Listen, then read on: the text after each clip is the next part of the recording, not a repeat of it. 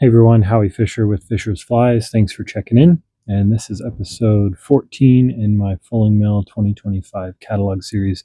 This is Spencer Higa's SOS Nymph in purple. Here I'm using a Fulling Mill 5140, which is their new jig hook. This jig force straight point. And this is paired with a 2.8 millimeter slotted tungsten bead in silver. And then I am going to add just a little bit of 0.01 lead wire to jam that bead in place, make sure it's not moving around. Just about 6 or 8 wraps, not too much. And once I've got that off, I'll helicopter this wire off and slide that into the bead. You can see there's not too much sticking out of the bead. I just want to make sure that bead's secure. For the thread, I'm using UTC 70 denier in purple. And I'm going to get started with that right behind those wire wraps and then kind of cover that up and start building my taper. So you can see from the bead down, I've got a little bit of a taper already. For the tail here, I'm using purple pheasant tail. This is from Wapsi. You can also find it from Nature's Spirit as well. And since this is for the tail, really only going to use 3 or 4 fibers. You don't need to go crazy. If you want to be specific, you could do 2 or 3. But plucked off about 4 fibers here actually, and then I'm just going to go ahead and secure those and start bringing these back into the bend of this hook. I like to bring it back into the bend, as you can see here. Start to give that body a little bit of a curve like a natural nymph. For the ribbing here, I'm using silver ultra wire in small. And I'm going to go ahead and secure this to the opposite side of the hook from myself. That's just going to help with wrapping the wire forward. From here, all I'm doing is really kind of smoothing out this body, making sure everything's well covered up, and then creating that transition forward, that taper. And the reason you're doing this is because there's no dubbing on the body, it's just thread. And once that's done, I'll take my wire and take open spiral wraps forward to right behind the bead before securing it off.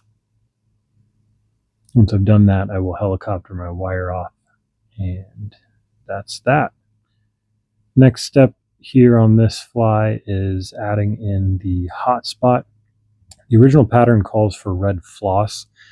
For years, I personally have loved to use red tinsel, so red holographic tinsel from Vivus or UTC.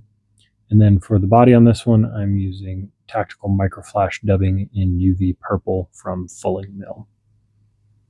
So I'm going to go ahead and build up a nice little ball. Spencer Higa likes to specifically give this kind of a nice little bulbous thorax on this fly. So I'm going to build that up like so.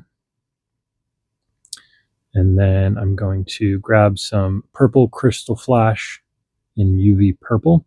These are going to be the wings, but add a little flash, or sorry, not the wings, the legs of the fly, but also add a little flash. If you've never fished this fly, I can't recommend it enough. It is an incredible fly pattern in a multitude of variations of colors.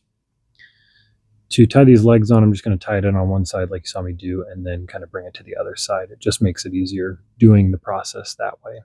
Once I've done that, I'm going to fold my tinsel forward like you see me doing here and just tie it off before snipping it.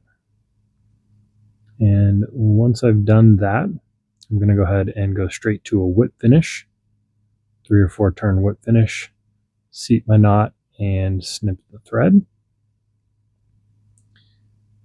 Then I'm going to go ahead and grab some Solarez bone dry here and just put a dollop over the tinsel and the thread wraps. You can also use a slightly thicker version if you'd like, but Solarez is super easy to work with, and you can build up a little bit of a bubble if you'd like to. That's just my personal preference. Once I'm done there, I'm going to pull these legs back and snip them about the length of the body, just a little bit, a touch longer, and that's it. Again, super effective fly. Highly recommend you have some of these in your box in a couple different colors. But thanks for checking in.